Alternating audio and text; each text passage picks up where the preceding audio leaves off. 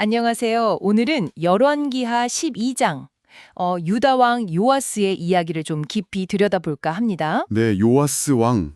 어린 나이에 왕이 됐는데 처음엔 참 괜찮았죠. 제사장 여호야다의 영향 아래서요. 맞아요. 기록에도 보면 여호야다가 가르치는 동안에는 여호와 보시기에 정직하게 행했다 이렇게 나오잖아요. 네, 아주 긍정적인 시작이었어요. 근데 또 재미있는 건 산 땅은 그대로 뒀다는 거예요. 아, 그렇죠.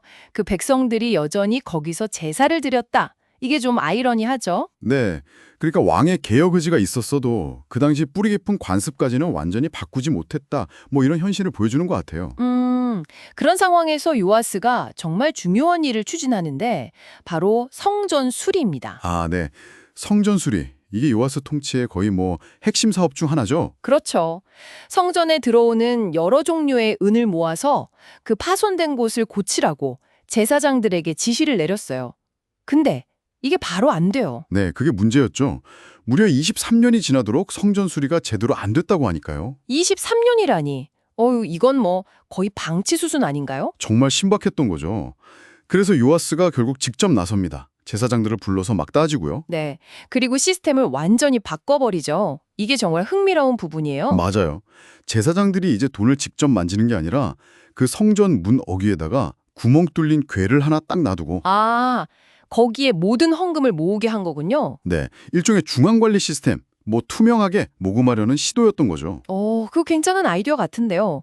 그럼 그 다음에는요? 돈이 모이면 어떻게 했나요? 궤에 돈이 좀 차면 이제 왕의 서기관하고 대제사장이 직접 와서 액수를 세고 그걸 봉투에 넣어서 봉인했어요. 아, 왕실과 대제사장이 직접 관리 감독을 한 거네요. 그렇죠. 그리고 그 돈을 성전공사 책임자들한테 바로 전달하는 거죠. 중간 단계를 없앤 거예요. 그 돈으로 목수, 건축자, 미장이, 석수 이런 실무자들 인건비 주고 재료 사고 바로 현장으로 투입되게. 네, 맞습니다. 아주 효율적인 방식이었죠. 심지어 이 돈으로는 뭐 은그릇이나 불집게 같은 다른 성전 기구는 안 만들고 오직 수리에만 썼다고 하고요. 네, 목적이 분명했어요. 건물 보수. 그리고 일꾼들이 너무 성실해서 회계도 안 봤다. 와, 이건 정말 대단한 신뢰인데요. 그렇죠. 당시로서는 정말 파격적이었을 거예요. 중간 관리자들에 대한 불신이 좀 있었던 건가 싶기도 하고 동시에 현장 일꾼들에 대한 믿음은 아주 컸던 거죠. 근데 여기서 속건제나 속죄제 은은 여전히 제사장들 몫이었다는 기록도 있더라고요. 아, 네, 맞아요. 그건 율법에 정해진 제사장들의 수입이니까 그건 이 시스템에 포함시키지 않았어요. 모든 돈을 다 중앙 관리한 건 아니었던 거죠. 그렇군요. 자, 이렇게 성전술이라는 큰 일을 어쨌든 해냈는데 이야기가 여기서 끝나지 않죠. 네, 안타깝게도요. 이제 외부의 위기가 닥칩니다. 아람 왕 하사엘이 쳐들어오는 거죠. 예루살렘까지 위협을 받는 아주 심각한 상황이었어요. 맞습니다. 국가적인 위기 앞에서 요아스가 어떤 결정을 드리냐면요. 이게 좀 논란이 될 수 있는 부분인데 어떤 결정이었는데요?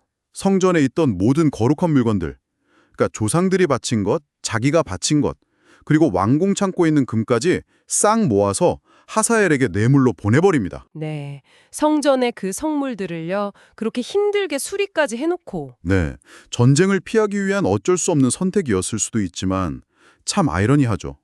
성전 수리를 주도했던 왕이 성물을 이방 왕에게 넘겨주다니요. 와, 정말 그의 초기 모습과는 너무 다른데요. 이게 왕으로서 현실적인 판단이었을까요? 아니면 신앙의 타협이었을까요? 글쎄요. 당시 유다의 국력을 생각하면 뭐 생존을 위한 고육지책이었을 수도 있겠죠.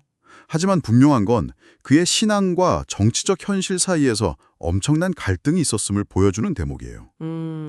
결국에는 이 외교적 노력에도 불구하고 요아스의 끝이 좋지 않았죠. 네, 신복들에게 배신당해서 암살당하고 맙니다. 참 비극적인 결말이죠. 자, 오늘 열왕기하 12전을 통해서 요아스 왕의 삶을 쭉 훑어봤는데요.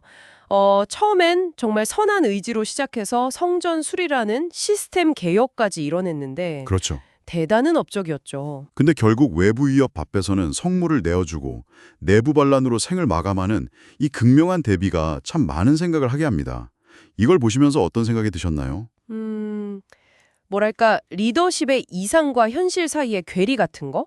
혹은 개인의 신앙이 정치라는 냉혹한 현실과 부딪혔을 때 어떤 시험을 겪게 되는지 그런 걸 보여주는 것 같아요. 맞아요. 그리고 초기에 가졌던 그 개혁의 동력이나 순수한 마음이 시간이 흐르고 권력을 유지하는 과정에서 어떻게 변해갈 수 있는지 그런 점도 좀 보게 되고요. 그렇죠. 과연 오랜 통치 기간 동안 처음의 이상을 그대로 지켜나가는 것이 가능할까? 아니면 어느 정도의 타협은 필연적인 걸까? 이런 질문을 던지게 만드는 것 같습니다. 네, 어쩌면 우리 모두에게도 적용될 수 있는 질문일지도 모르겠네요. 요아스의 이야기가 오늘 당신에게 남기는 생각할 거리가 아닐까 싶습니다.